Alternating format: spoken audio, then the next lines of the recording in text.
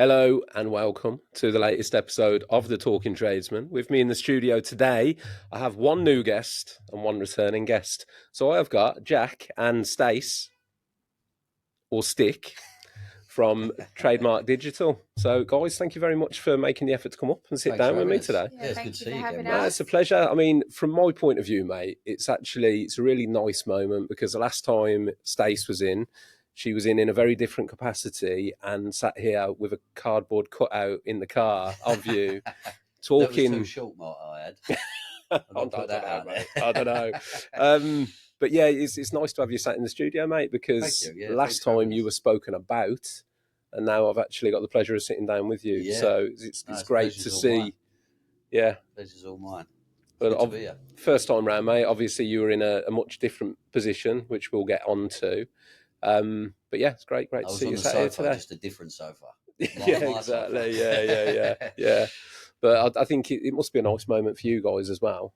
I think we were excited about this one because, like you say, it was so weird doing stuff without him there telling his story, and I did it was like my mission to get that out there last year because it helped so many people. So then to be back here with him.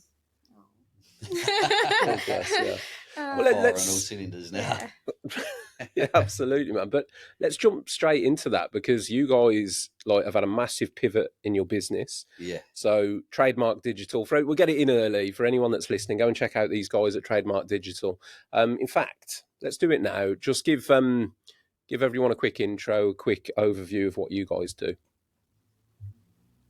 Go on, Steve. We always do this. You explain it better than I do. Trademark Digital, so we are a marketing agency for the trades. So we are the bridge between the makers and the media. So anything from social media, content, lead gen, websites, talent management. So we've obviously got a lot of people in this industry that are really big in their brand partnerships and their collaborations, and kind of they feature on a lot of sort of filming days and content days, and there's a lot of coordination that goes into that. So we kind of coordinate all of that process. We've got very good relationships with the brands that we've built over the years, and there was just a niche in the market for something like Trademark, and doing it in a way that's authentic. You're not ripping people off. We can deliver. We back what we do. We're humble. We're selfless. We want to help people, and I think that it's been successful to date because people can see that in us, Yeah, definitely. You're right. There is a massive gap. 100%. I think most people, because there's some big content creators and that kind of thing within the construction industry now, but I don't think anyone that's doing that set out to do it. No. Nobody started like me, painter and decorator, like a lot of the other guests that have come in and sat down. Their trade is their trade. Yeah. And then they've found themselves as content creators and having to deal with brands and meetings and contracts. There's so much that goes into it for them, there's so much that goes into it, and they can't coordinate. They can't be on phone calls for an hour a day with the brands, setting up the guidelines and the briefs. And, we're just, anything from managing their content to, setting up the partnerships, going to networking events, organising events, getting them in the right places.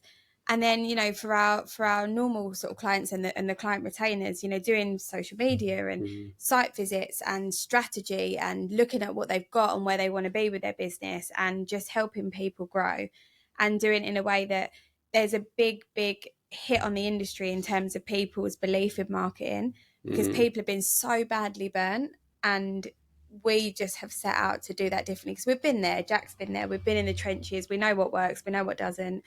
And it's doing it in a way that, we've had people message us this week saying, I don't even know what you do, but I want to be a part of it. It's actually gone crazy in the last couple of weeks. I don't even know what you do, but I want to be a part of it, because we have marketed Trademark in a way that we've marketed us.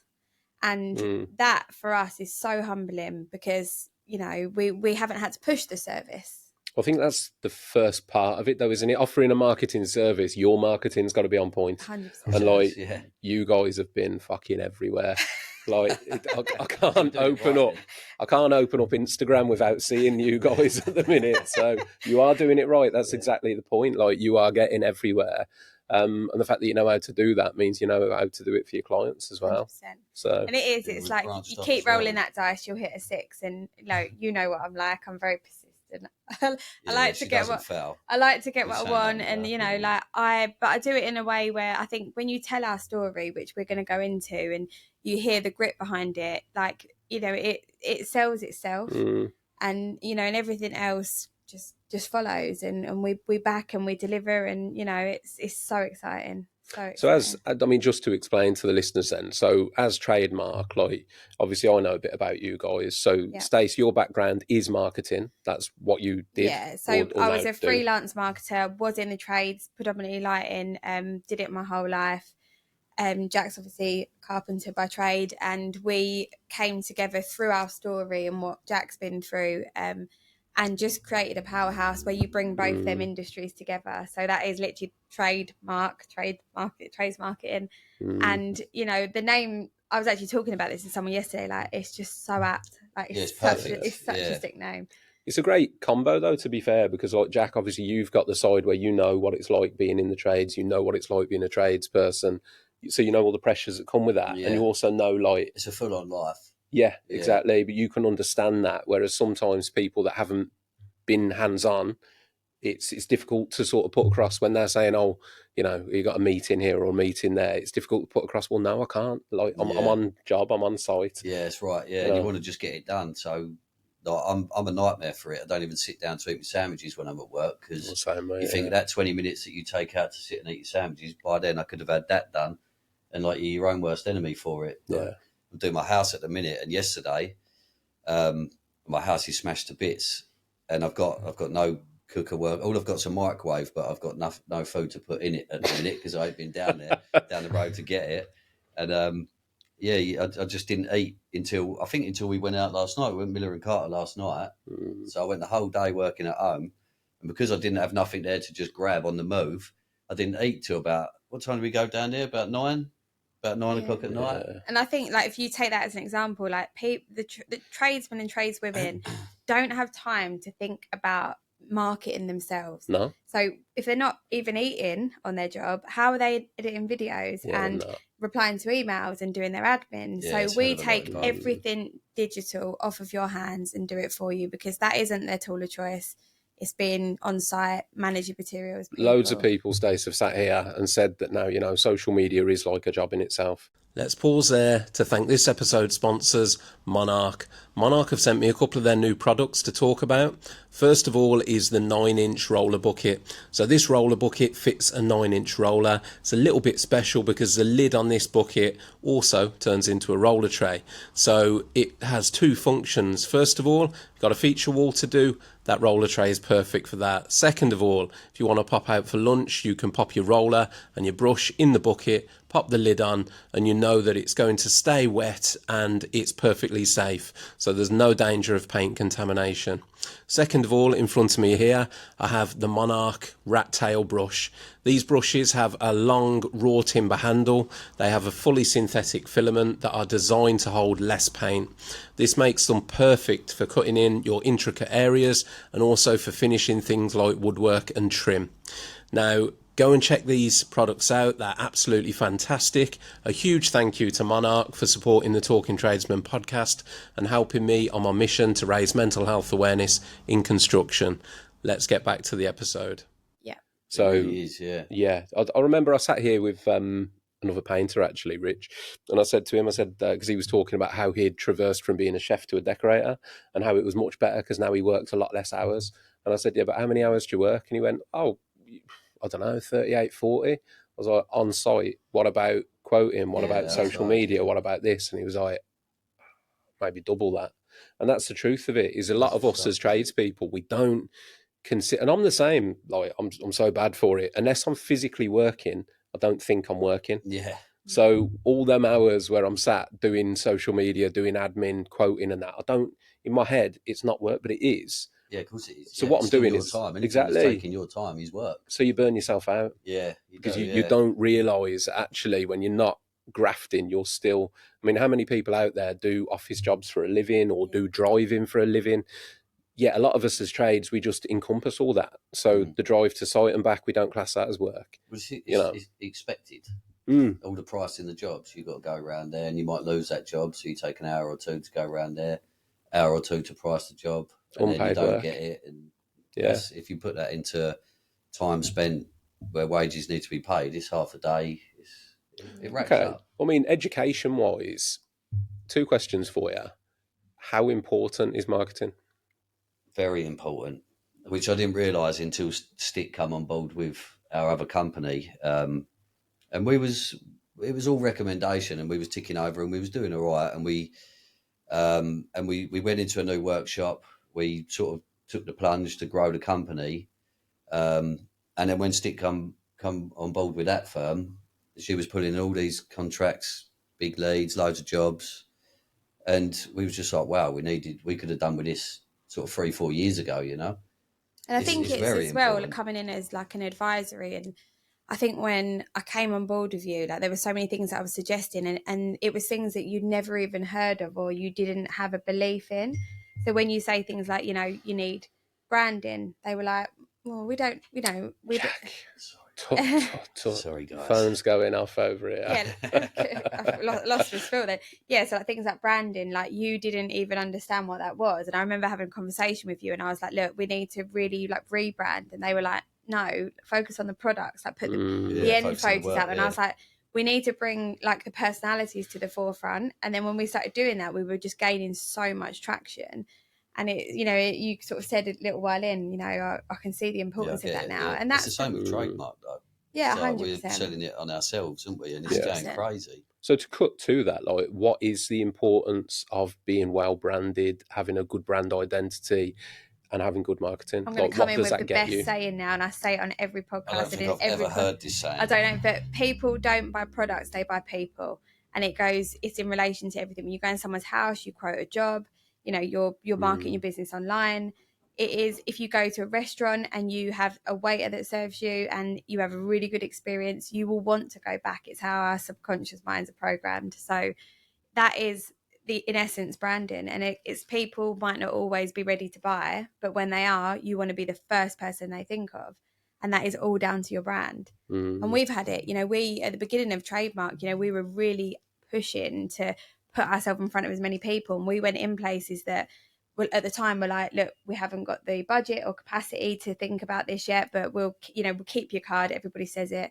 And we had a guy email. Yeah, some quite rude as well. Yeah, and he emailed last week, and he said, "Hi, you came in I think February. I'm now in a position to progress. I'd like to talk." And he's now sign up, and it's that's because we made an impact. Yeah. We went in there, and for whatever reason, we made an impact that day, and it's because, you know, you brand yourself. That's it those days, and it's sometimes a business you have to plant the seed and wait for it to grow. 100%. It doesn't just come, that same day. I think, to me, the importance of marketing would probably be, because I think a lot of us, we get caught up in that we're too busy, or we're busy enough. That's the other thing. I don't need marketing. I'm already busy. Yeah. Because there is a lot of work out there, because there's a shortage of skilled tradespeople.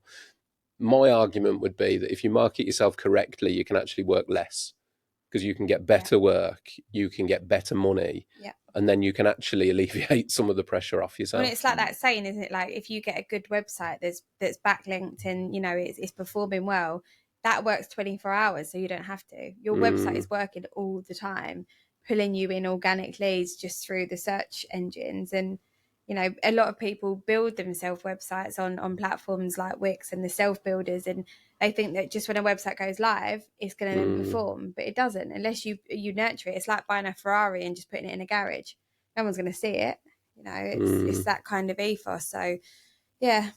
It's all imperative. That's where you guys come in, though, to 100%. Take that. Yeah, I think, again, it's one of the misconceptions, I guess, quite lost in the trades world, is a lot of us, we get very, very good at our trade, and then we assume that makes us a good business person. It doesn't. Like, running a business and being a tradesperson, to me, are two totally separate and different things. It's not for everyone. You know? No, it's not. No. I mean, it depends what you want out of life, but I've always been a strong believer in, I don't want to be controlled or have anyone telling me what to do. So I've always so just he thought he'd partner up with the bossiest person. Yeah, to be honest, I get told what to do now, but he doesn't want to be told what to do or bossed around, so he thought he'd pick me. Yeah, so you've got that false perception of control, though, Jack. That's what it is. It works out, doesn't it? Yeah. So in your mind, you think you work for yourself. Still, you don't She realise. leads me to believe that I do, but I think indirectly, like this jumper, for instance, that I've got on, I'm sweating in here. For anyone watching, it is baking in the studio at the moment. So it's a very hot day. The sun's beaming through the front. I don't normally record at this time in the morning. And yeah, it's very hot in here. So Jack, bless him, is currently sweating because Stace has told him that he's not allowed to take his jumper off. Yeah, because it's branding. We've got Trademark, and obviously we're in partnership with CT1. So she said, you've got to wear that jumper no matter how hot you are. So I said, I'll give you 10 minutes and I'll take it off. We've got no timer, mate. I don't know where the minutes are. This is like an ongoing argument with us. It's the garmed up gear. Because Jack like will rock up one day, we're going to site and he's like not garmed up, and I'm like, he walks in, I'm like, yeah, where's your jumper? Where's your jumper? And he's like, I look alright tonight, and I'm like, no. And do you know what? It's so important though. It is like I'm on Stacey's corner here. That brand recognition and doing all that small stuff, which is what I've been doing with the podcast from day one, like the guest merchandise and the t-shirts and hoodies, because it just pops up here, there, and everywhere organically when somebody's wearing it to the, you know, from my perspective, if I send somebody away with a t-shirt and they wear it to the gym and somebody clocks it in the gym, I'm never going to know that that's happened. Yeah. But even if just subconsciously they've seen the logo, and then maybe when they're searching for a podcast or they're on Spotify or YouTube and they're like, hold on, I've seen that somewhere. And it's that familiarity that they might not even, I've seen that logo, I can't even remember where. And it's like constantly getting yourself out as much as you can. It's like a sign written van, right? I mean, a lot of people are put off in particular trades because they don't want to advertise what's in the van. Yeah. Because of all of the, you know, the stolen tools movement and look, you know. I need to get it off. I'm so hot. You carry on, mate. You carry on. Jack's, you're good. You can take your jumper off, Jack. Yeah, sorry, but I think van signage is one that, you know, like I had a conversation with a new client of ours yesterday. And like in our area, his branding is so recognisable. Like it's bright red with the black, and he's like in sort of joinery and construction. So, but he does all of the banners on the front of the houses when he does the jobs. Yeah, he dresses the jobs up well, doesn't he? And you drive past, and instantly, because I was telling another client that I'd spoke to him, and I was like, oh, you know, so and so, you know, with the red and black. And he's like, oh my god, you see them straight away. You know, it's always coming to mind if it's out there. So, yeah. I'm absolutely fuming that he's taking his jumper off. You're not getting any t-shirt Stace for him to wear? No, I have. He just decided not to wear one. Yeah. Like, to the point where I went through his drawer and was like, told him what he had clean. I was like, Jack, you've got t-shirts, you've got that short set, and he's decided not to wear it. Well, all my stuff's around my D and Nan's house at the minute, getting washed. You're so petulant, mate. Yeah. I can see. At least I'm naked. This, you know, could have been worse. That could have been a first for the podcast. Mate, it would get some views. I'm all for it. Yeah. Strip off and fine. Or you might lose some views. Wow. Whichever, mate. You find your tribe, don't you? The Jack's people out that here want to stay. rivaling Bonnie Blue. I don't know about that. Christ, man, that's a whole different conversation, isn't it? Yeah, it's for another day. I was listening to a podcast with her yesterday, actually. Funnily enough, big shout out to Liam Tufts who interviewed her. But yeah, Jesus Christ, what a story that is. She's a marketing genius, to be fair. She's something. Yeah, I'm not. The way she's put herself out. Yeah, I think a lot of the stunts are publicity, though. Yeah, of course. I actually don't think a lot of them have actually happened. Do you not think? Because I feel like if they had have happened, it would be out there. And I think because she did like one where she got arrested, and it was a. Oh, there are some that are pure stunts. Yeah, like so. It's. But what amazed me, I don't want to go too far into this subject, but what amazed me was seeing a Channel 4 documentary on her. I know. As if really? mainstream TV, full hour, and I think it was over an hour, and the stuff they showed, I'll be honest, it was like soft porn.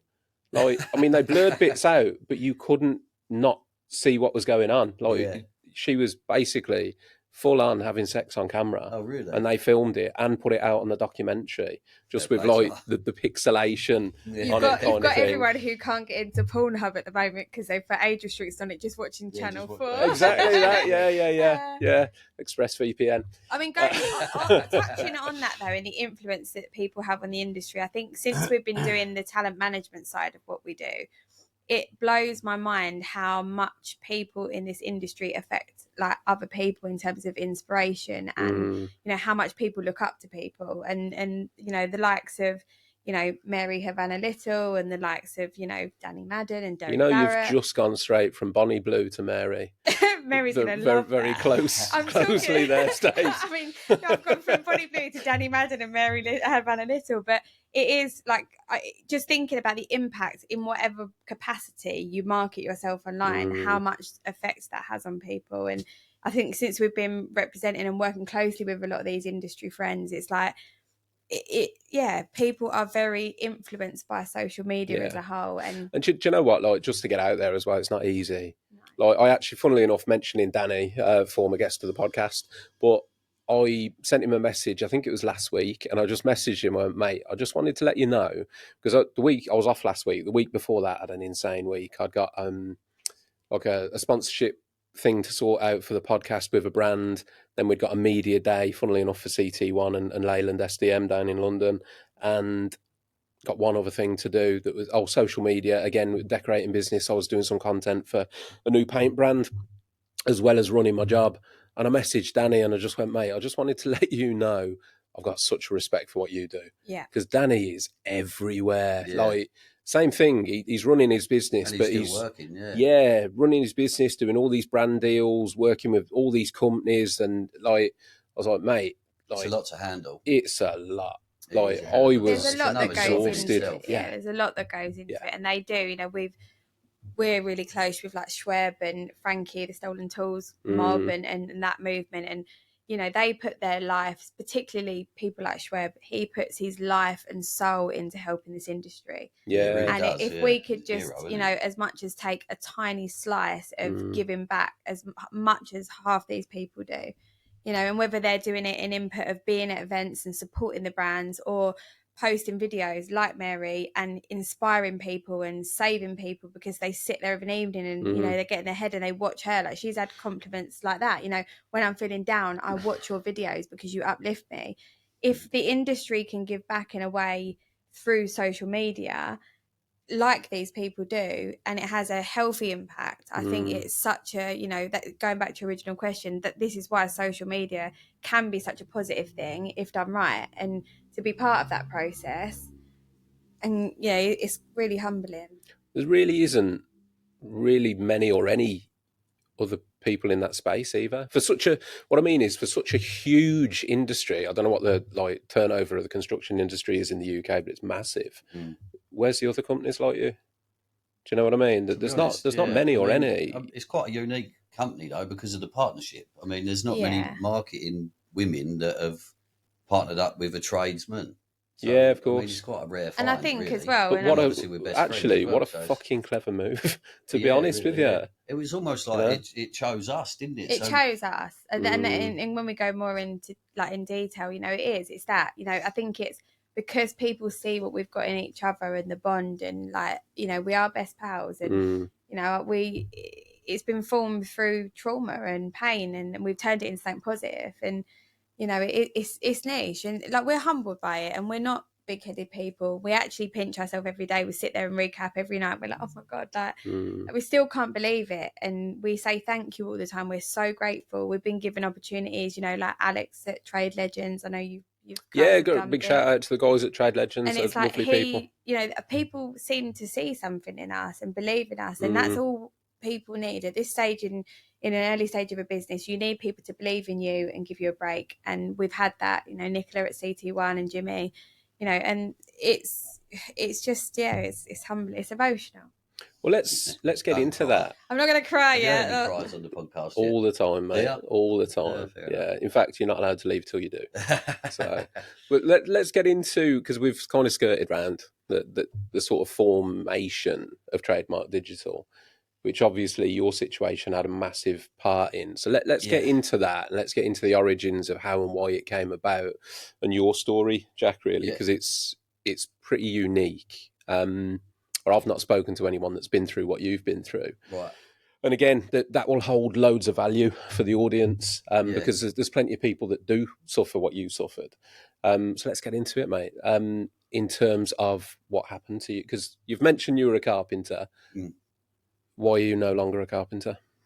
I still dip my toe in, but I just haven't got the energy for it that I once had. And like after suffering with stroke, I sort of just lost the passion for it. It's weird. It's like, I mean, getting back into it, and I was obviously in and out of the workshop doing little bits and pieces. It was just my brain wasn't working like it used to. You know how you just you pick, you just walk up, say for instance, hanging a door or building a wardrobe or something. It would just come naturally to me, and you just carry on. You just rock up with your tools, you get them out. You don't even really think about it. I'd have to sit there and really think and work it out, and it took me a long time. And to be honest, I am actually getting back to where I was now because obviously I'm doing my house and things, so I know sort of where the level that I'm at in the carpentry. But yeah, I just lost the passion for it. I think in fairness, mate, I shouldn't have said what I said there, as in like, why are you no longer? Because you'll always be a carpenter. Like, it's a trade for life, isn't it? Like, that will always be the thing. I was lucky enough that I didn't lose it completely, and I have built it back up. But yeah, I just haven't really got the passion for it or the energy, to be honest. It just you had to have some acceptance though, because I think it was so. Obviously, you had the stroke and then you was off for a year, and I think it was the moment where I think you turned around to me and was like, Stick, I'm never gonna be what I was. And that was hard. Like, it was hard seeing him go through what he went through, because it was a really shit year. Well, let's go on to that and the actual event. So you had a stroke. How I'm going to play it dumb almost as such, because there will be people listening that won't understand what it is, how that happens, and all the rest of it. So if we go through all of that. Okay. So you had a stroke. How old were you, Jack? 33. See, I think a lot of people would associate it to older age. Do you know what I mean? Usually, yeah. I mean, there was young people in there. There was a young guy in there. I say young people. It was mainly old people, but there was a young guy in there when I was in the hospital, and he was opposite me, and he was 26. Bloody hell. Yeah, he looked old. 26. He did look old. He looked about 40, but I said to him, I was like, how old are you? Because I was like, we was chatting away and things, and he'd come and sit with us, and I play him in chess, and got chatting to him, and I was like, how old are you then? And he's like 26. I was like, fucking hell, mate. Oh, I thought he was about 40 years old. Yeah, do you know, when I was at school, I remember there was a kid, and he must have only been 14, 15, and he had a stroke, and when he come back, he was on a walking stick and that. But what is a stroke? I guess that's a question that needs to be asked. Yeah, so there's two types of strokes. The one that I had was a blood clot. So I had a hole in the heart, and believe it or not, I was like the healthiest I've ever been. I was running every day. I was training for marathons, and it was the run that caused it. So let's pause there quickly to thank our headline sponsors, Zinza. And in particular, take a moment to talk about their incredible product, Zinza Bin Aqua. Zinza Bin Aqua is a water-based primer, sealer, stain killer and odour blocker all in one. It has trace VOCs. You can use this product inside and outside, and it will block knots, sap streaks, water, mould stains and more. We've used Zinza Bin Aqua in our business on many occasions, and it has never let us down. With that in mind, let's get back to the episode. So I'd been for a run. My heart rate was elevated. It formed a blood clot that went through the hole in my heart to the brain. Right. And that's what done it. So then the day that I had it, I was just in a bad way. I was like in and out of sleep. It's like you need to sleep like every hour. And it's like you get, you're awake for an hour and a half, and it's like you've been up for like 3 days. It's such a weird feeling, but yeah, so then I was obviously in and out of sleep at home. And then the next day, I don't know whether it got worse, I can't really remember, but the next day I was just doing really weird things. So you'd had the stroke the day before, but not known what had happened? Yeah, didn't know what happened. I just had like a massive migraine, like you've never felt before. And then the next day, I was just doing weird things around the house. Like I was looking for my pants in the kitchen, and when I was about to go to the hospital, because obviously my missus and my mum my missus twigged, called my mum, they all come round, and then I'm they're about to take me to the hospital, and I'm like shutting blinds and things and walking into the kitchen like, what am I doing in here? I've come in here to get something, but what am I getting? And they're like leading me out the door, and yeah, it's so weird. And then put your shoes on, didn't they? Yeah, to put my shoes on and things, but yeah, so then I ended up going down the hospital. I got, I think what it was, I went down there because I lost eyesight from it. Yeah. So when I was explaining to the guy how I'm feeling in there, when I mentioned like I'm blind round here, I can't see nothing.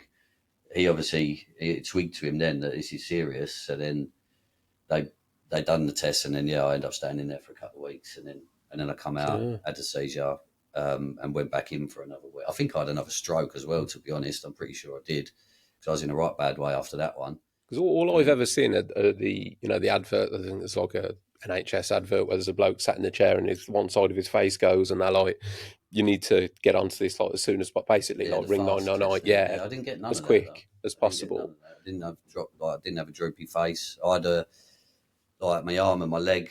They ached, like they still ache now, but I didn't get none of the dropping face, which I'm lucky and thankful for. But you did lose eyesight. He always downgrades like what he's been through, and I think because he's just powered through. I mean, I guess in the moment, mate, I guess you were in it, but were you scared at the time? Like, did you know what was going on, or was it like a state of confusion? No, I was just really confused, and my memory as well is almost funny. Like you'd tell me something, or when I was sitting in the hospital, I was getting so many visitors. I've got a big family, loads of friends, so constant visitors, and I'll just repeat myself. I'll tell you something. 10 seconds later, I'm telling you it again, and then like everyone's humouring me, so I'm like, you need to tell me when I'm doing it. If I repeat myself, tell me. So then they're like, yeah, you said that. You said that. Yeah, you told me that. You told me that. We still do it now. He told me something in the car, and I went, you told me that twice yesterday. He went, I'm getting better. But he does it now, and it's I have moments, don't I? I mean, there's a couple of things to take from it, and they're like, one, that must have been fucking terrifying. Not if it wasn't for you, it must have been for the people around you to see you go it was more terrifying for the people around me. Yeah, obviously I'm in it, so to be honest, you were really jumped. I was so like, out of it. He was really jumped, like you were jumpy when he's like in the car. But you was telling me a story the other day about how that nurse woke you up in the hospital, and you like he was easily startled. He was just constantly on edge, and I think it's that. I think at the time when you come out, you didn't think you were suffering anxiety, but I think a lot of things were making you really anxious. Yeah, massively. Yeah, because I was always under the impression that anxiety wasn't a thing. You just man up. But from the stroke, I was suffering it bad. Like the health anxiety was really bad. I was getting it so bad when I'd come out, and I went round my mum's for a bit and stayed around there. And like when I got it bad, I was like being sick. I couldn't stand up properly. I was like shaking. That was horrible. That was. It's like the trauma coming out there. The anxiety of like being in the car. It took me ages to be able to get into a car and actually relax in the car, because like say you're driving along, and then you come up past the T junction and the car comes to stop to pull out there. I'll be like jumping over the other side of the car. Yeah. I suppose it's your brain. Like it's not routing how it would do normally, so it's not taking in that isn't a threat to me. It was kind of everything was my senses were so heightened, but and like I'd being in crowds, I couldn't handle it. If I was in a crowd, I just couldn't handle it. It was just overwhelming. So I'd just have to get out there. I'd just bury my. It's kind of like the mind is an incredible thing, because I've done a bit of study around like obviously psychology and neural plasticity, and one of the part of the degree that I did was like studying traumatic brain injuries, which have some likenesses to strokes, because it is definitely, like you said, like an area gets switched off, but your brain then teaches itself again. It's amazing. Yeah, it's incredible. But I guess in that period, while your brain is relearning things, like you are going to experience all those uncertainties, and it's fucking incredible. With the names. So he went through this thing where we was trying to remember people's names. He'd then give everyone nicknames. Like you've always done that, but it was more so like. So I remember, yeah. Like there was someone called Nicole. It was like Nicole the pole, but that's how he would remember it. If it was just Nicole, he would not have remembered her name. Stay in there, wouldn't no, so Nicole the pole, and he'd like make sort of rhymes to go with it, and that's what they told me to do in the stroke recovery. They said you need to that's actually what they told me to do. So yeah, everyone would just associate rhyme their name with something, and it'd help me remember. So the hole in the heart, was that like were you born with that? I think was that always yeah, there? Yeah, I think so. You always had breathing problems, didn't you? I always had breathing problems. That's why I was doing all the running and things. But I went to the hospital 3 weeks prior because my breathing was so bad. So then they said, we're going to put you through all your checks and everything. And then 3 weeks later, I ended up having a stroke. So I got sort of pushed through it all anyway. Fucking hell, mate. Yeah. And what's the prognosis moving forwards? Like, are you... Because I'm just thinking, like, are you always on edge, thinking it could happen again? Well, I think you were up until your heart surgery, weren't you? Yeah, I was, yeah. Yeah, up to my heart surgery I was, because I still had the hole. Okay, so they've mended the heart. They've done that now, yeah. So so I've done it. So they've mended the hole, which was in my own sort of head. That was the cause of the stroke. So because they told me not to get my heart beating fast until I've had the heart surgery. So then we had a little race, didn't we? And Installer show last year, we had a running race down the flatbed escalator, and then he had a TIA, which is a mini stroke. So you're just always on edge, thinking. Honestly, it was if the my most heart goes too fast, what's going to happen? But now it's almost like it's changed me mentally. So as soon as I've had the heart surgery, I'm all right. Yeah. In my head, I'm thinking, well, it's not going to happen now because it's sorted. You know? If Jack's mum's watching this, she didn't actually know that, and we said that on the last podcast we did. We had a phone call. She was like, I didn't know you had another one and you had a race. What was you two racing for? You lost that race and all. If I I actually did, yeah. And it was worth it then. Yeah. It was well worth having a stroke. Yeah. But that one, I mean, that TIA wasn't that bad. He had another one in the workshop, and I was there with him. And going back to your like analogy of like you watch these adverts, like for me, like it was like what you see. Like as much as his face didn't drop, it was like it instantly went. Like 1 minute we're standing there talking normally, and just if there's anyone out there that wants to know what to look for, like these adverts and the things they put out there and that messaging, he's like his speech went funny. He was like couldn't sort of stand up. He almost had like vertigo. He was just, there was nothing there. He was just like glassy eyed, and I just knew instantly. It was the most terrifying. I mean, I spoke about it last time I was on. Poor old Sticks. You was there on your own with me. But it wasn't that, because in my head I'm thinking the message that goes out there is you've got to get them to hospital as quick as you can.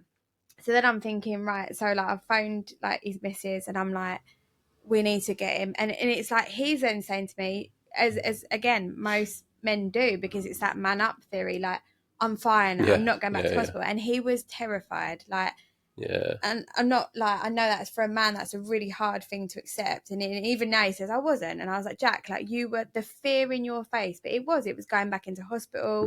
It was like he was thinking, am I having another one? And he didn't understand, and he just like, you said to me like, what's happening? Like, he just didn't. It was awful to see. And it's a bit of a worse like one, it was like trying to walk the most drunk person I've ever walked to a car. It was like he lost the capacity to walk, and I was trying to get him on my own, like out the yard, locked the yard up, in the car. He said he felt sick, so I'm saying, please don't be sick in my motor. Please. You're gonna have to walk yourself home. Yeah, please. And then in my head I'm thinking, I'm just trying to get him there, like just trying to get him there as quick as we could. And then you went back in for a bit, didn't you? But that was just like, you were worse after that one. Like with your memory, your tiredness, the fatigue. Yeah, it put me back a bit. That put you back a lot, like that second one. Yeah, but I went back I went back in the hospital for that, and I was a bit more of sound mind that time. The first time I went in, I was on all the morphine and things. But that time I went in, and I actually see the stroke, because I spent quite a lot of time in the stroke ward, but where I was so out of my head, I didn't really take it in. Like, I see people die on there and things. But then when I went in that time, and I was a bit more of sound mind. You saw people die on the stroke ward? Yeah. While you were in there for a stroke as well? That must be. And how do you process that, Jack? Like, it was one of the questions I was going to ask you, mate, because I've spoken to a few people that have been through like these life-changing events and traumas and things like that. Has it changed the way that you see life in general since going through that? Because I would imagine, and I'm speculating here, I don't mean to speak for you, but being a 33-year-old fit bloke, you don't even think about your mortality. No, you don't. Like, I never did. It's like, fuck it, I'm young, I'll live forever. Yeah. And then boom, it's almost like that rug's pulled out from under your feet. Like, how was that? It made me appreciate what I've got more. So, like, work used to always come first. If there's a job to get done, then I would be staying late. I'd miss the kids going to bed. And it put my life into perspective more, where I make the time, like, family's first, always is first. But you know what it's like when you're on a job and you think, I want to get it done, or I can come back for a day. Yeah. Now, I would just be like, no, I want to go and put the kids to bed. And it's just put things into perspective. We do the school run, don't we? We do the school runs. It's a real eye-opener, mate. I walk the kids to school with Soph every morning. Obviously not at the minute, 'cause it's 6 weeks holidays, but yeah, it's the truth, isn't it? There's all these things within our family lives, and I'm guilty of it myself, where you assume you have time. There's that assumption. It's like, well, I'll miss this school run because I know I've got these many more ahead of me. Right. But the reality is, like, with what happened to you, it's not guaranteed that you've got those, though. You know, like, tomorrow is never guaranteed for a lot of people. And it really, I guess, experiencing something like that, kind of, or even just me listening to your story makes you realise that, you know what, actually just waking up in the morning healthy is like a blessing. Yeah. You know? I think because you really play down, and it's how you've got through what you've got through. And like, you know, it's that mindset. A lot of you, or like Dan's the same, you know, I think you got through what you got through by having that mindset of, I can do this. Like, he was very positive. He still had his sense of humour. Like, he kind of laughed his way through it. But when you sit and you reflect on those things, you know, like, you know, he's watched people die next to him, like hearing their monitors going off, and you just, he just shrugged that off, and he just laid there and you said that very, like, not flippantly, that's the wrong thing to say, like, but it was very like, oh yeah, by the way. Like, you haven't processed that, because I suppose I think that's just my way of dealing with things, you know. It's like, you either let it drag you down or you don't. So I don't. To be honest, man, like, it's there's no right or wrong. You've got to process everything in life, but.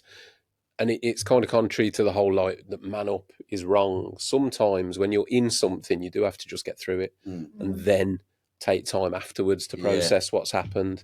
Because the most important thing when you're in the trenches, as it were, is to just get the fuck out of the trench. Yeah, that's right. Yeah. You know? So however you do that, it's, you know, you can't sit there in that stroke ward, be present and witness something like that and then break down. Because that's not actually going to do you any favours, is it? You need to get yourself well.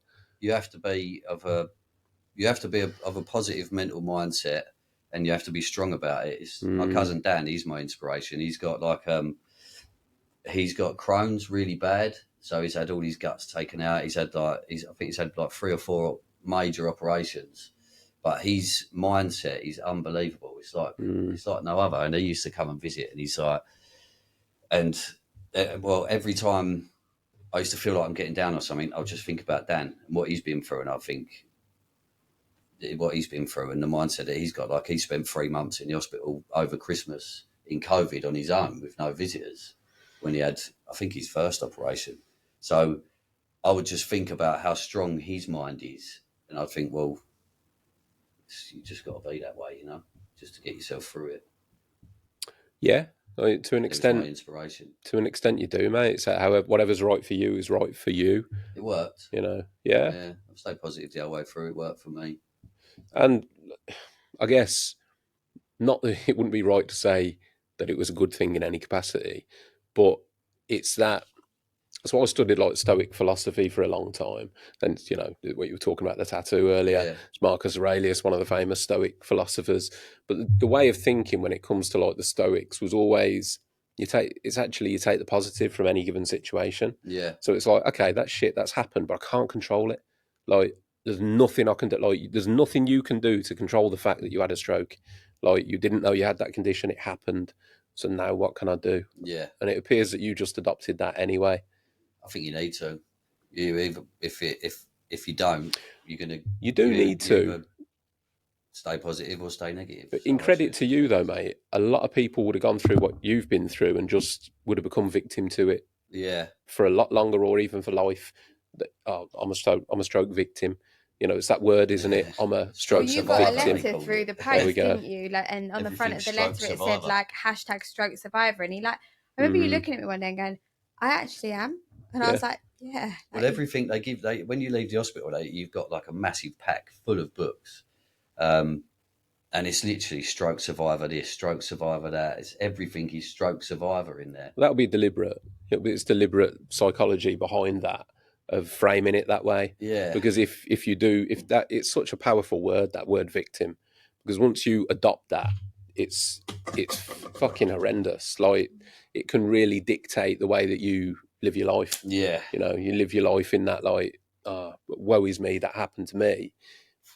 That is only going to hold you back.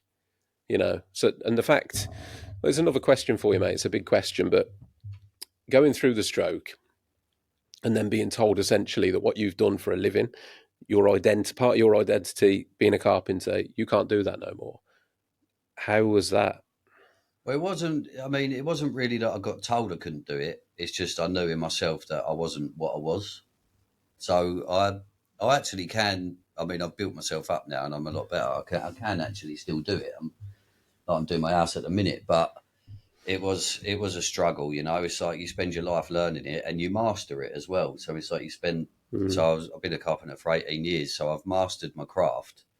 And then all of a sudden you've gone backwards in it. That was quite a bitter pill to swallow, being worse than what I was, because you spend so much time. And it goes back to the male ego thing, doesn't it? Of like not feeling like you can have emotion around a situation that's been traumatic, because you have to man up and accept. But it was, I think, for you now, obviously you are dipping your toes back in. I think you miss it, but I think because we've pivoted and you've grown so much. Like, we've got videos of him like sort of Jan, Feb, like 2024, and he's like, just a broken man. Well, the fact that you sat here today, you couldn't come last time. You were too ill. To be fair, like, what I mean? Yeah. That was around February last year, and he was so poorly, and how far he's come and how well he looks, and how sort of like even his speech and the memory and how quick he's like, how much quicker he is in just. In credit, like, I remember the conversation last time, Stacey. I remember you sitting there and very confidently saying, he will get better. He will come up and we will sit down together. I remember you saying that. Don't make me cry. But it's true. I remember the conversation, because I remember the conviction that you had that he will be back. He will, we all will come and sit down. And you were telling me, it'll be as shit as it is now. It'll be a hell of a story. And here we are. Yeah, so, it is a good story, isn't it? How Trademark come about. I was forever being his cheerleader. You were in credit to you. You were, and she was. She was, on camera and off camera, mate. They a good woman. Them yeah, too. she was. She was adamant. Everyone around, like all my family. I got such a big, loving family. I got so much support around me. It's like there's so many things that I'm lucky to have and thankful to have. That I did have the stroke, but I've got so much good around me that I had the stroke, but that's not. You've never known anyone as well. Like, every day his phone does not stop ringing with people that genuinely, like, you have a lot of people who have acquaintances and people that want to, and Jack has got so many genuine people in his life and people that ring every day just to make sure, are you okay? Do you need to talk? What you're doing? Tell me about all the positive stuff. And it's constant. I mean, it's really lucky, isn't it? It's lovely, but almost annoying, because his phone doesn't stop ringing all day. And they're like half an hour phone calls. But there are people that have got genuine intent, and then people that have got a lot of love for him. And, you've never known a family like it, and they're so close and so protective. And, it's lovely to see from an outside. Well, yeah, he's nice. Very lucky to have it. We're all growing up. It's all where we've always looked out for each other. Me, my brothers, my cousins. We're all like brothers. So growing up, we was just all like one big unit, and everyone used to say you was like so lucky to have what you got. That's nice. Yeah. I don't think you would have got through what you did without that support network, and Yeah, it definitely softens the blow, doesn't it? It's funny the 180 you guys have done, actually, because you obviously pulled Stace into your carpentry business to help with the marketing, and now you're essentially 180'd that. Like, you're doing what Stacey's like foundations are, and you're helping her. I've never looked at it like that. That's the first time anyone's ever said that. It's true. Yeah. It's so true. You actually learned a lot in there. In the I actually did, and that's just me though. I just do it. She's a learner, shape of Stace. You said on the way here, he's like, "Joe, you're such a winner." Yeah, she is. She wins everything. Everything she puts her mind. Do you know what? I'm one of the things that sort of interests me is a concept of identity. So you've got like personality and identity are two different things.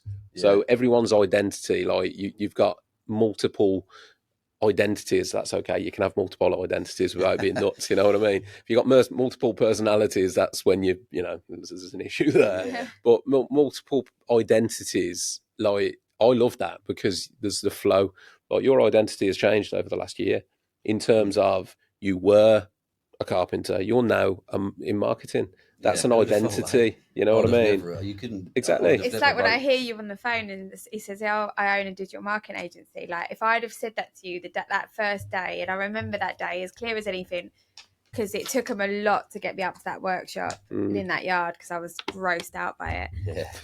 And then I was just like a pig in shit. I just fucking loved it. I used to go in there and like on the weekend, like, I'm just getting to tidy up. Like, I just used to love it. It was like your safe place, wasn't it? You used to love it down there. I just used to love it. And like, if I'd have said to you that first day, "Oh, in a year's time, or in 2 days' time, you're gonna have a stroke," because it was literally 2 days after the first day I went in. You're going to own a digital marketing agency and it's going to be in the position that we are now and thriving. I think you'd have laughed. Yeah, of course you would. I would have never. You'd have been like, no chance. It was even going back to the whole sort of masculine energy in this industry, I'm going to pause there to thank this episode's sponsors, Abode Academy. Abode offer practical-based spray courses in Wiltshire and Manchester. They teach airless spraying, kitchen and furniture spraying, UPVC spraying, special effects including metal and workshop refurbishment courses. I myself have been on their airless course and I really enjoyed it. They teach in small groups, so it's a laid-back environment and very hands-on, loads of time on the sprayers. Their courses are approved by the Construction Industry Training Board, otherwise known as CITB, so you're getting good quality training. They offer full aftercare support and have their own range of spray equipment, which is top quality at affordable prices, and the aftercare they give is nothing short of amazing. If you're thinking of getting into spraying, you can check out their website at www.abodeacademy.co.uk, or you can search them up at Abode Academy on Instagram, as they post loads of helpful spraying content with tips and tricks. Thanks to the team at Abode Academy for sponsoring this episode of the podcast. Let's get back to the episode. Even having a woman in the workshop was really hard for like both of you at the very beginning. Like, because it was new to us, wasn't it? Yeah. It's not what we're used to. No. But you come in, slotted in nicely, didn't you? Yeah. I think they lowered my standards a bit. Oh, yeah, definitely lowered the Do you know what, though? Credit to both of you, because a lot of the time you don't really take time to reflect your own journeys, and not everyone would do that. Not everyone is capable of evolving and changing. There was a quote I read once, and it was like the definition of intelligence. And because everyone thinks, intelligence, it's about being clever. But I think we all know people that are like geniuses, like on paper, but they've got no common sense. Like, if the power went off, that's it. They would just sit there in the dark until it came back on. But the definition of intelligence is actually the person that evolves quickest to their surroundings. Right. So when things change, it's the person that changes the fastest. They're the ones that will survive in life. They're the ones that will thrive in life. It's adaptability is probably one of the key personality traits you can have. I think that's one of the biggest things in what we do as a business is we have to adapt for every single client, because every single client is different. Every single trade is different. Everyone's wants and needs are different. And we're very good, and this is why I think we're very relatable, is that we can go from visiting sites with our clients that are heritage castle restorers to then being in Mary's workshop, sticking our hands in plaster and being told to hurry up. Sticking my hands in plaster. Hurry up, Jack, you've got no finesse. clean as a whistle, didn't you? Yeah, I did, to be Do fair. you know what, though? The marketing industry as well, it's probably one of the most rapidly evolving industries around. It will change every year.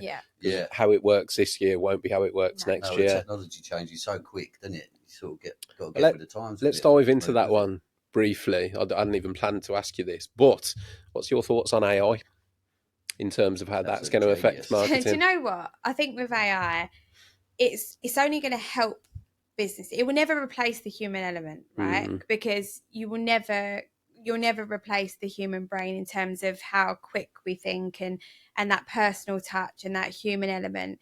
I think if it's used in the right way, and you said it before we sat down, that piece of machinery you've got, that is so clever in how that tracks and auto pans onto who's speaking and then picks up the captions, and even that in editing software, picking up what people are saying and being able to caption it and recognize languages. I think if it's used in the right way, it will only enhance businesses. And I think that's in relation to any bit of technology, really. You think of iPhones and, FaceTime and things like that and how that's evolved. Back then, people were weirded out by FaceTime. People were like, I still am, to be honest. I hate FaceTime. You couldn't be without it now. You couldn't be without things like that now because you don't know different. But I think in our industry and particularly marketing, if it's used in the right way and you're not completely stripping the human element, I think it's really effective. It will never replace anything in the construction industry. It just makes things quicker. Coming out, and you can never replace. I don't know. I mean, it depends. Yeah, the craft, no.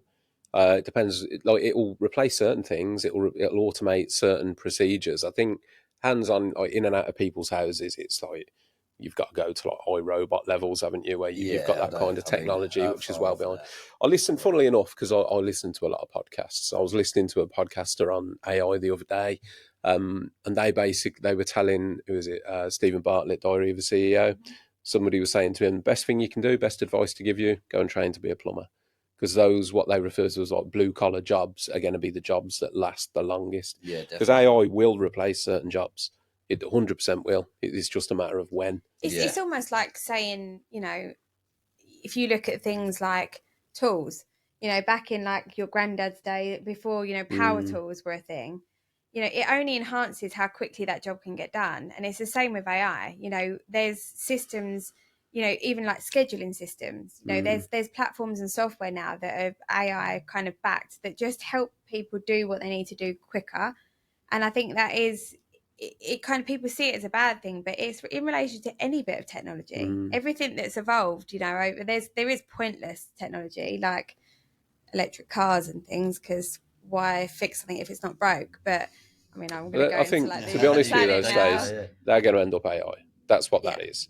So I think there's certain places, America are way ahead of where we are, but I think it's like California are looking at automating taxis. The minute that happens and it becomes widely recognised, like, taxi drivers are going to be out of the job. They have like robots now, don't they, that deliver food, like the little dog things. And like, I think, is that really necessary? Could we not just give somebody a job with a rucksack on their back and they can go and deliver your pizza? Like, do you need a dog-looking robot to do that? I would be weirded out if that turned up. It's the human condition, though, isn't it? To constantly try and improve things. Yeah. It's weird. It's like, we've all got, say, like, whatever, iPhones on there, like 16 or something.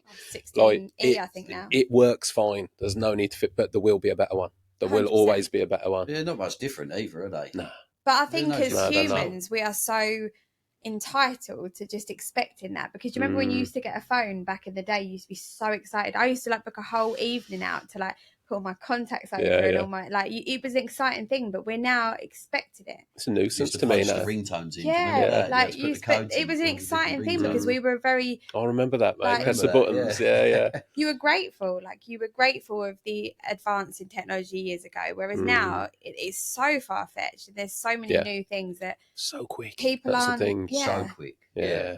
I mean, proper mobile phones like your 3310s that was when I was, I guess, like 14, 15, and to what they are now, little computers in your pocket. I remember so far. There was a James Bond movie, and it was like the first time where anyone took a picture on a phone, and it was like, it's this gadget thing, and that was like a phone that takes pictures, and now it's this powerhouse computer that we all carry around with ourselves. It's come a long way. That was a great question, Russ. It's just an interest because, like, I'm interested in it anyway. I'm interested to see where it would go. The other thing, I heard somebody else refer to AI as actually what we're doing as humans is we're creating a god. And I was like, that's a big statement. Well, think about what the definition of a god is. So it's omnipotent, lives in the cloud, all seeing, all hearing, all knowing. Essentially, that's what AI is. Yeah. The minute AI gets like connected to a free-flowing internet and can be everywhere and see everything, you've got virtually every square inch of any city is covered by cameras. So it will see everything. Face recognition, all this technology that's come in. Like we're creating a god. You know, it's going to have so much power. Well, that's the key question, isn't it? It's who and how it's controlled. Yeah, somebody is controlling it currently. You can't even go on Pornhub now without them knowing. So exactly, yeah. Was it in the UK? They wanted to put like face recognition or something. Literally, like, they were like, "Would you like to log on with your email or your bank account?" I'm like, I just want to go on Pornhub. Yeah, no, thank you. No, thank. Well, as I say, I think the VPN sites probably had a massive boost from the UK over the weekend. To be either an investor or a developer of a VPN. You'd be to be quids in because there's a lot of people that don't want to know they're having a little cheeky time. Nah, mate, it's 4 or 5 times a day. Giving away some secrets now, and you guys. But yeah, it is, and it's a scary world. It really is, like the technological advances, but it's going to play into everyone. It really will. It'll play into everyone, and I do believe that. I think we're on a one-way ticket. I don't think we're going to stop it. I think that there's two. No. There's the problem is, useful. It is, but we're also you look at the negative side of it, and then the governments out there, they're all in a race to the end to get there first, and it's like, well, we need to have it in case they get it. Yeah. But that's driving everyone forwards. So yeah, it's all going to happen. It's just I don't think it's a bad thing. I think it could be a bad thing. Oh, it definitely could be a bad thing.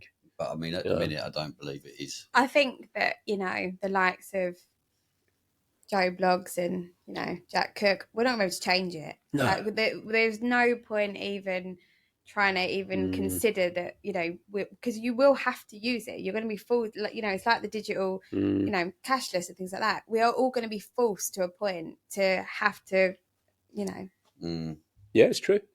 It's true as much as we don't like it. But like you said, I mean, the thing is from an individual nature, I guess I'm not really that concerned about myself. I kind of think, well, I've hit my 40s now.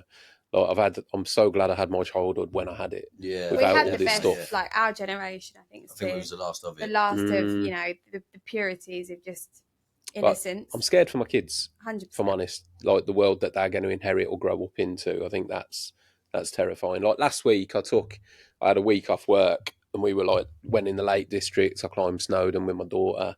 And that was like a really nice recharge, like to just get away from all the technology. Yeah. It was just nice to be out in nature. And you feel so good talking about mental health has such a profound effect. Yeah, it really does. To step out. Yeah. Like, we're not designed to take on as much stimulation as we're taking on. And again, it's one of the reasons why your position, like you guys, are so important is because us in the trades, we're taking on so much. We're taking on all these things that 10 years ago were never a thing. Yeah. You never had to worry about half what we had to worry about now. And there's still people out there operating the way that they always did. But the ones that I guess are a bit more, they've got that sort of like aspiration to reach the top and be the best. And I think a lot of tradespeople are that way inclined. I know I am.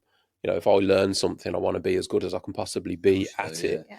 So there's a lot of perfectionists within the construction industry. And I think, again, that drives people to then push themselves to burn out a little bit. Yeah, well, I think the old age of just being passed around from job to job, it will get you so far, and the lucky ones that do, but you got to utilise what's there now. Like exactly, it's moving so quick, and you'd be silly not to utilise it. 100% of my new custom comes from social media. Does it? 100%? Yeah. Yeah. 100% of my custom. We do still get recommendation from customer to customer, but I think even that goes through the filter of social media now. Yeah. So what I'll get is like, oh, do you know a decorator? Yeah, we used Russ. Check out his Instagram. Of course, yeah. And then they'll come through Instagram and be like, oh, you work for my friend so-and-so, but I've seen you did this job where you did this. Like recently, we've done a couple of hand-painted kitchens and like I'm starting a new one Monday. because they saw the other one that we did, and they saw the other one that we did. And because within my industry, it's a little bit more of a niche thing. Not everyone offers that level of finish. Yeah. It leads one to the other. You got to roll with the times, I think. Definitely. Where do you see you guys, where's Trademark Digital going? Are you looking to like scale? Are you, where's it going? This, didn't we? On the beach. He says it every time he does on beaches. No, we are scaling, and we've got, we are very good at manifestation, and we believe that the universe put us in front of each other, for a reason. And I think that we have already helped so many people, and I think it will only keep growing at that pace if we carry on being who we are and true to ourselves and honest and trustworthy, and and we want to scale it to a point where we are, we're a threat to some of these big guys, because they're out of interest, because you guys, you've got this like unique connection, like each other on a way deeper level than work. Like you've seen Jack go through what it works both ways. Like you've been present with you going through the stroke, so like Stacey's been there to support you, and at the same time it works in reverse as well. Can I just say as well, because I know with his podcast, like it's really put out there that like I've been there for Jack. Like Jack has been detrimental in like being there for like me as well. I think because we're instrumental. Is it detrimental? Detrimental's like negative. Oh, that was Jack has been detrimental to me. We'll edit that bit out. Can I just say that Jack has also been instrumental to being there for me, because I think that it's always put out there that you've just sort of sat there and well, you've been through enough of your own stuff that doesn't really get spoken about, does it? So and I think that I just want to I'm also equally Jack is so grateful, and he's always thankful for everything that we've been through, and what I've watched him and his misses and stuff go through, and he has also been my rock. I've been through a lot, through the last year, and he is equally as, and going back to that bond and stuff, we've been through so much in the last year on both sides, and it's lovely that we can do business, and also, and it's it extends further than Trademark. Our kids are, they're so close, and I'm really close with Soph, and it's lovely that we can do what we do, grow a business, scale it, and have that in the background as well. Yeah, it's rare. It is. Lucky. It is, but you can see that connection that you guys have got. Yeah. Because you're almost like best mates at the same time. Well, you probably are best mates at the same time as being in business together. Yeah. What I was going to ask, though, was scaling up. How do you bring somebody else into that? Because you two have got this unique connection where you're almost like family. You're not going to have that when you scale. It would be, you know what I mean? Like, how have you considered that? What do you mean, taking people on or like investment? Well, there's going to come a point, like once you reach a certain amount of clients, that you can't service that within the two of you. So it's then whether you expand, you take people on to ease, even if it's admin or whatever. But I was just, because you guys have got such a unique connection, it's almost your selling point. Like you two you've got that human connection. How do you expand that? I think I want to use Powered Now as an example. So Ben Dyer is the CEO of the company, and he started off, very much front in the business.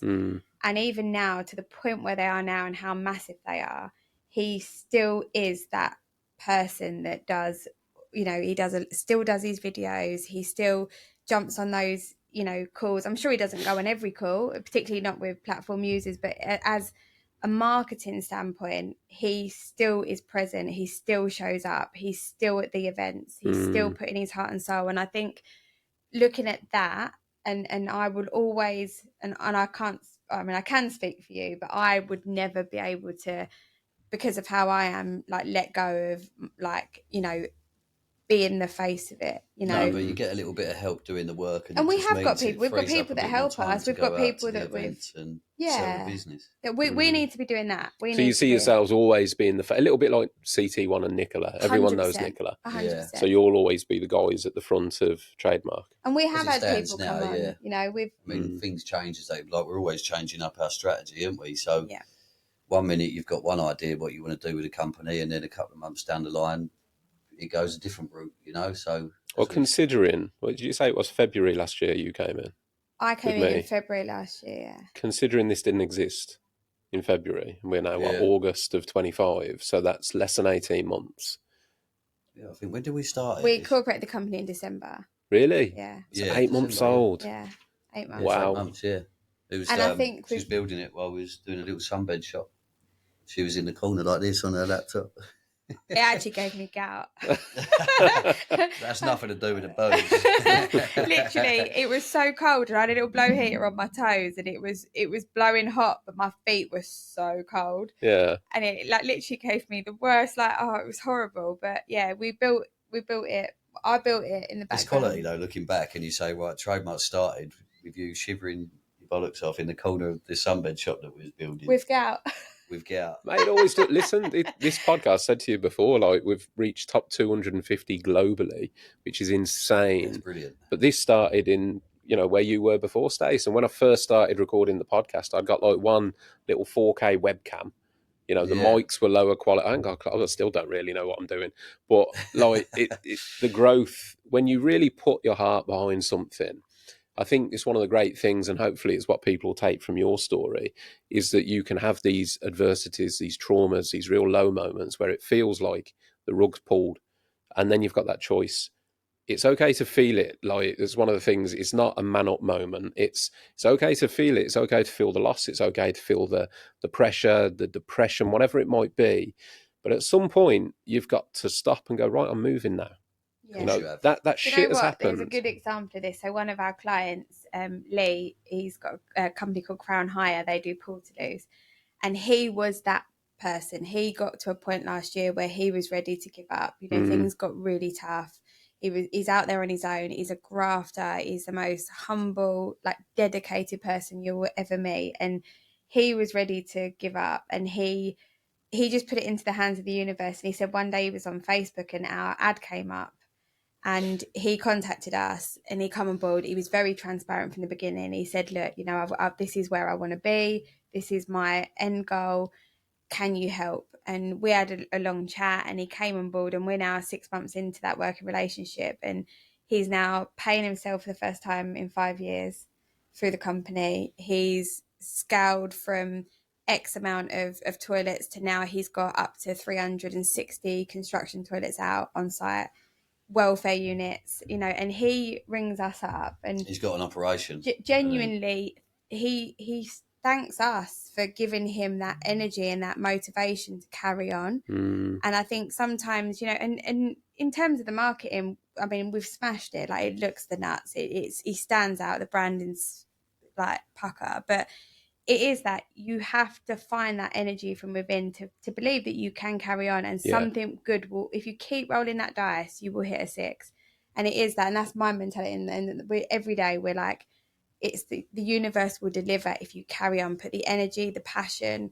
And that's the one bit of advice I can give anyone. If you ever feel like you're in a hole, if you ever feel like giving up, something good will always come of something bad.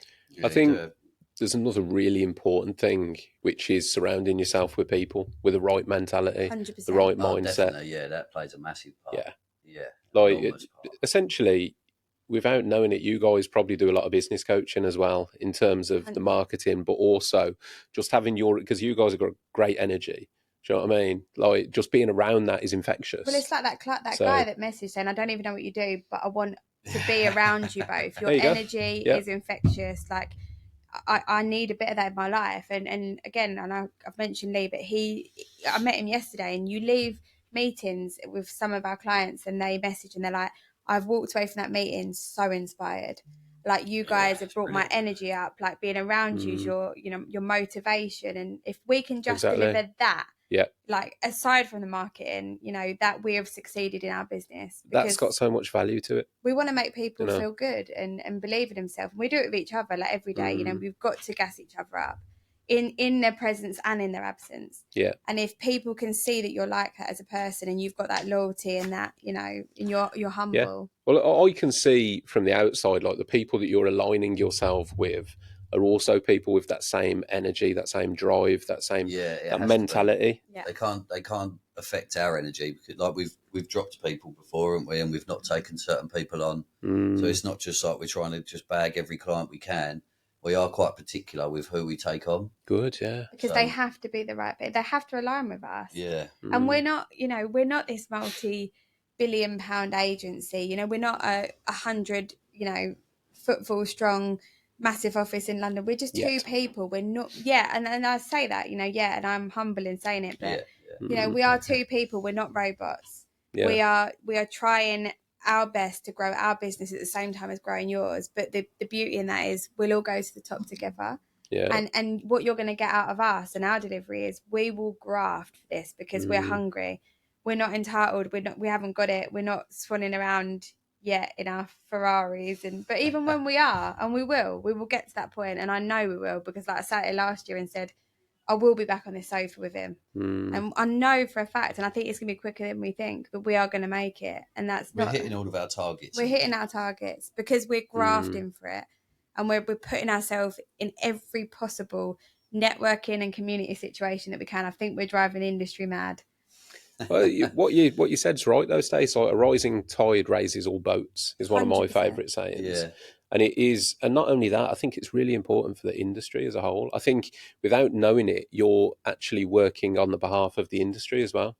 Because by doing all the glossy marketing, by highlighting the success stories out there, by giving all that attention to the positive and promoting businesses, that all filter through to the people that are considering their career choices. And the trades are desperate for it. Because there's this, again, I won't go down the rabbit hole because I can get into a bit of a rant on this, but the perception of the construction industry from the education level up is shit. So the education system essentially tell you if you fail your exams, you'll end up in construction. That's really where you go if you fail, because they just want to keep you in academia. And what that portrays, I think a lot of youngsters have got this image of the construction industry of that's where the stupid people go, that's where the failures go, and it's going to be mucky, it's going to be horrible. Quite the opposite, though. And exactly. This is you can't be stupid. No. And I think this is the message that Mary's trying to get. Obviously, we got Mary on the BBC Radio 4 Women's Hour. And so important. And there is not enough women and men going into like heritage crafts, these traditional crafts where, the generation of people doing those jobs are older. They're an older generation because it was back then it was very... But now the fact that Mary's doing that, particularly like, and I'm not, I'm very pro women and women in the trades, of course, but I don't want to sit there and rub it in everyone's face that I am a bird in this industry. But she is doing it for the young women and the young women who are aspiring not only to be successful business women, but women that want to get mucky and do a bloody good job of it. Well, it's inspiring though. That's what I mean. A lot of people. Highlighting those stories, people like Mary, people like Danny, all these people that are really grafting and achieving good things and living a good standard of life. It will just lift the industry as a whole.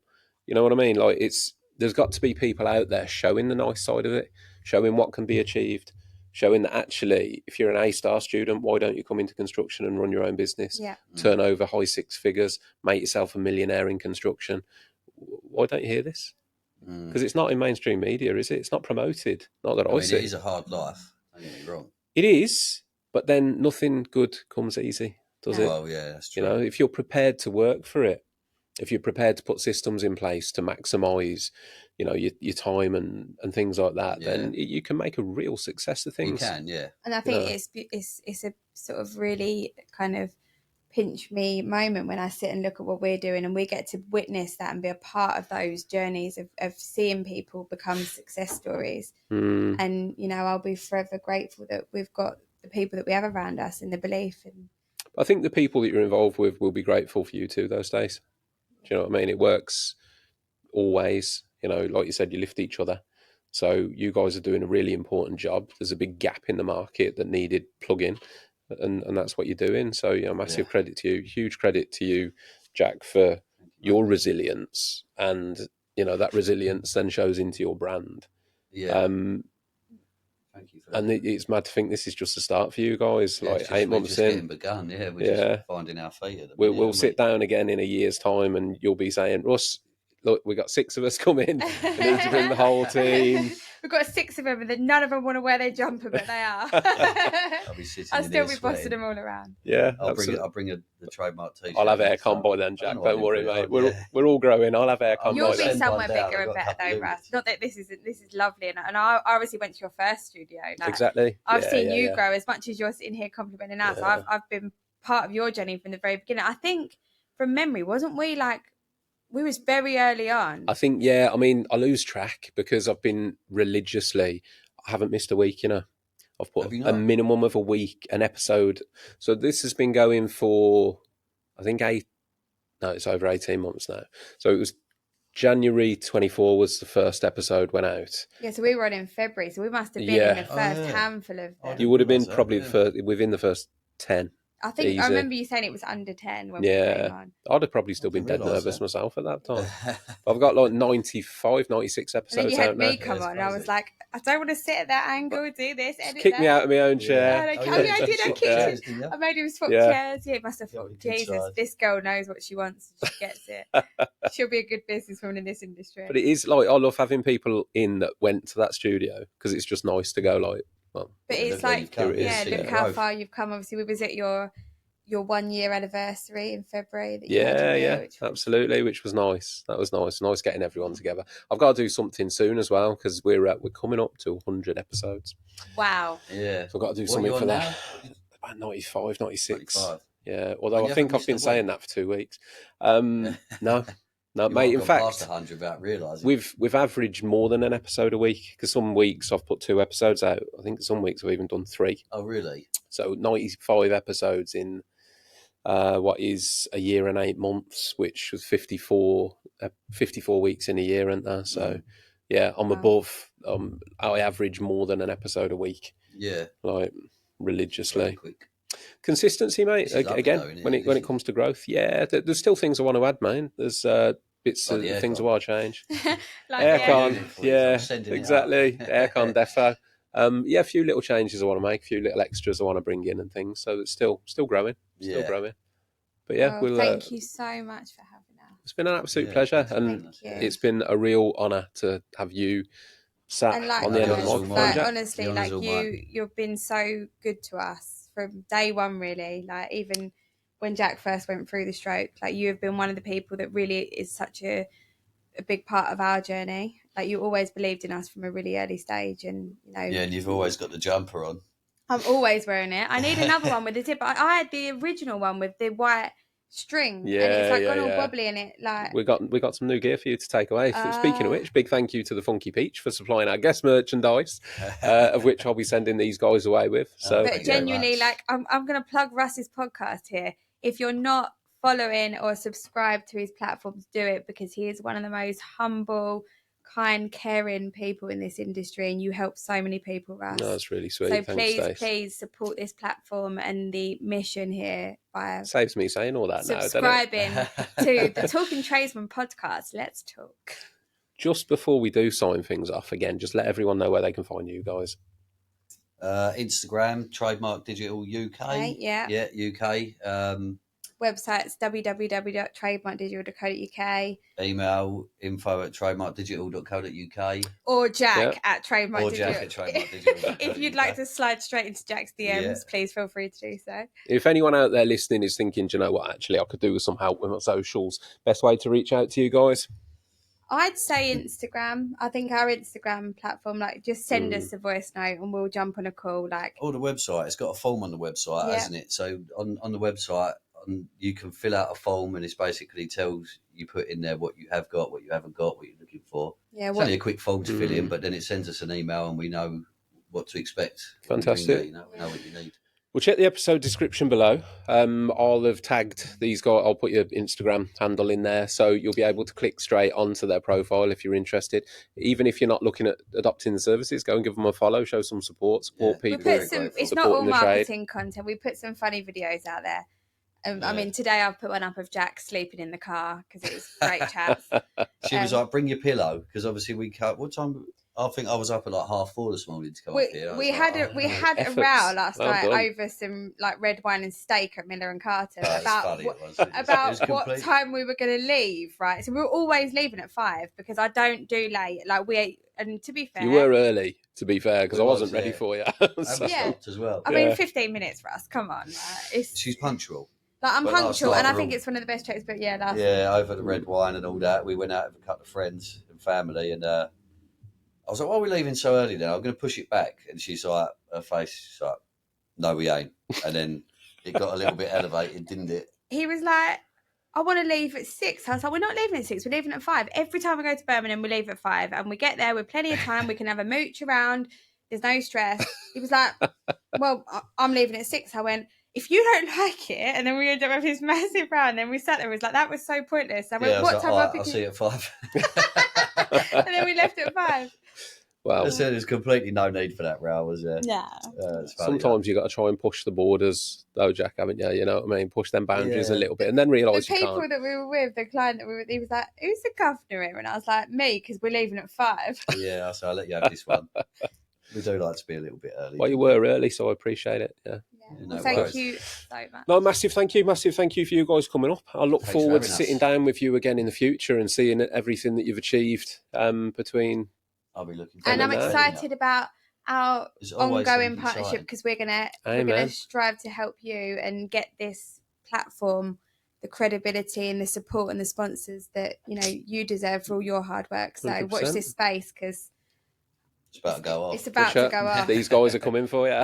It's about to go off, because we're representing now. Love it. Well, massive thank you to everyone listening. We've already thanked the Funky Peach. Stace has already told you to do all those good bits and pieces. So we'll catch you soon on the next one. Yeah. Peace out.